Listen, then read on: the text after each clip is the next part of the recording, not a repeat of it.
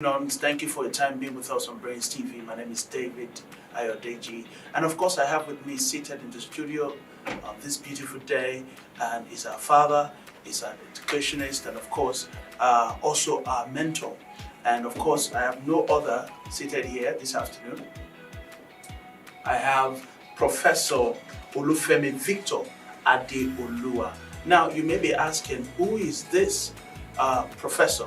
He is the Vice Chancellor of Bamidele Olumilua University of Education, Science and Technology in Ekiti. And of course, he's also the Professor of Instructional Development and Educational Technology of the same institution.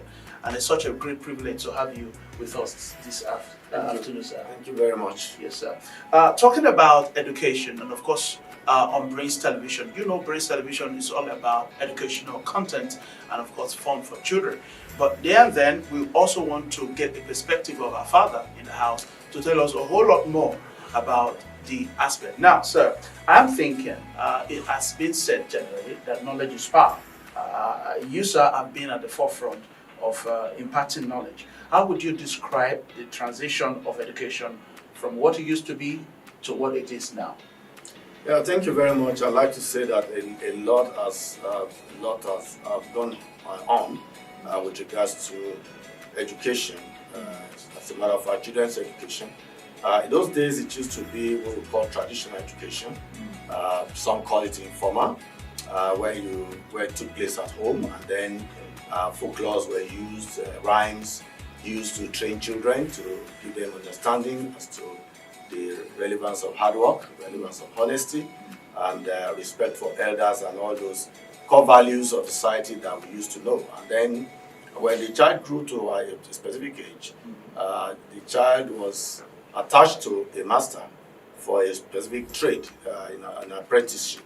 And that's all that were going on at that time until schools came because of foreign religion, as we called it. Christianity came, Islamic religion came, and then we had Christian schools focused on literacy so that children could be able to read the Bible, and then a few other subjects came into that, like arithmetic, like English, like writing, and the rest of that. So also were Quranic schools, so that children could be able also to read the Quran. And then on and on we had all that until we also took the reins of power indigenously, and then it was important for us to have a larger enrollment in schools for our children. I could remember with regards to Western Nigeria at that time, that was the UPE that was focused on making sure that a lot of children were registered in schools, and then they learned the rudiments of educational subjects that were very relevant for them for literacy. And then we have had a lot of transformation over that. Having a junior secondary school with primary school, and we call it basic education, from basic 1 to 9.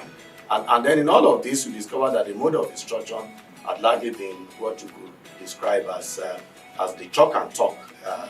Not much imagery went into that. Not too much practicals went into that. A little bit of playway methods were used, and so on and so forth, until we got to the present situation where everything appears now to be technology-based. The world has become a global village, and children now have the opportunity of interacting with colleagues all over the world, and through all kinds of technology, means of technology. And so because of that, it's important to put in a lot of imagery into it to attract attention, and then bring in many things that you may not find in the immediate environment, which will be relevant for children for their future. Because the way we are now, it's obvious that people are not really going to stay mostly where they grow up. People go to different places, even different countries, and so you need to learn about several things you may have to meet in the future to understand your world, and so on and so forth. And so we have come to a situation where we don't have a choice other than to get on board and closer to our children at home, in school, through television, through the internet, through many other things. And that is the state where we're in now, where we're having a lot of e-learning in schools, even in the university system now. So it's the same like we have now. So that children must be able to grow up to be able to not only relate with their colleagues everywhere, but also be able to understand them and be able to get understood by them. Okay, sir. Thank you very much, Professor. You've been part of Child Genius. Child Genius is organized by this same organizers of Brain Television.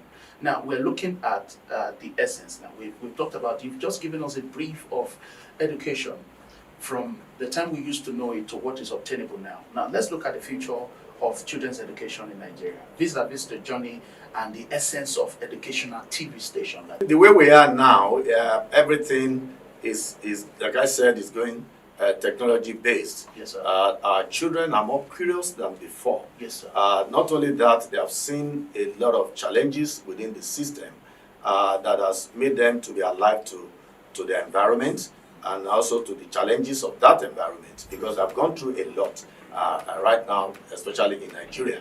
And so because of that, education or learning now has to focus on things that can be all-encompassing for them to be able to understand the Nigerian society and also to be able to understand the society beyond here, which is easy to get through the internet.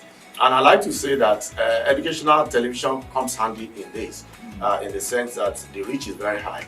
And it becomes attractive when the programs are there, they're colorful, and then they have a lot of practical things there, and then it becomes attractive. And so it's common that children get glued to their television at home, and they watch with rapt attention.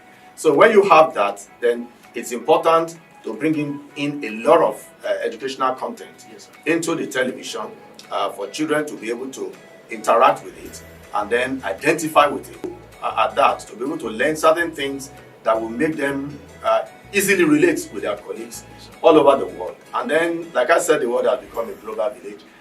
Through that, what everybody is learning all over the world can become universal. And when it becomes universal, then every child has a better opportunity to be able to excel in life later on, wherever he or she finds himself or herself in the world. Thank you very much, Prof. Lastly, Prof, what would be advice now to people watching us from home? We have organizations who they have the wherewithal financially. And now, having heard from you that this is the future of education, educational TV, we have private establishment, public establishment, what would be advice? Now that we know that this reach is bigger than the contemporary classroom setup and everything, what would be your advice to them and to everybody that is watching us as well, as regards educational TV station? Yeah, thank you very much. My advice actually is that we must invest more into educational television, whether it's private organizations or even government. We need to invest more into that.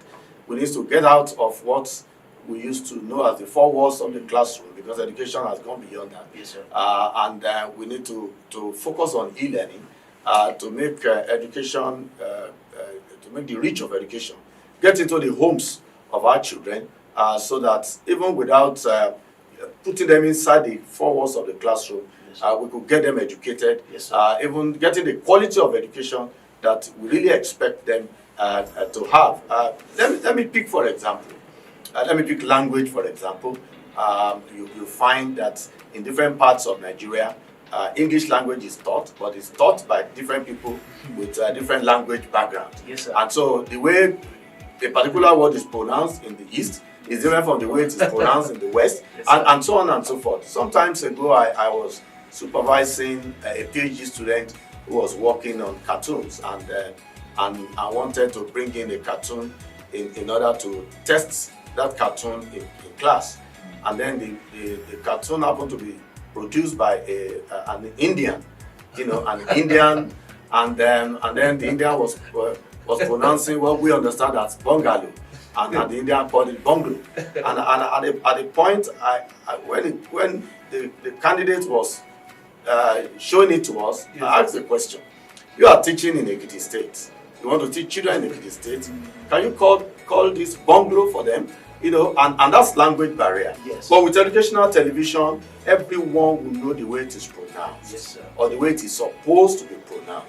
So when somebody pronounces it in UK, a child in Nigeria will understand what that person is saying. And so educational television puts everybody in the universal setting. Yes, And then there is no barrier of any sort. And then with it also, children can learn at their pace. Children can learn at their convenience, in the comfort of their homes. And it has a lot of advantages. So we need to invest in it. Thank you very much, Prof. It's been a great privilege having Professor with us this beautiful day. And to you children and to our parents at home, this is a tip of the iceberg of many educational contents to come. I just want to use this opportunity to say thank you, Professor, for having us. If you missed it earlier, we are having right here Professor Olufemi Victor Adeoluwa. Thank you very much, sir, for being part of BTV. We'll see you again. Don't go anywhere.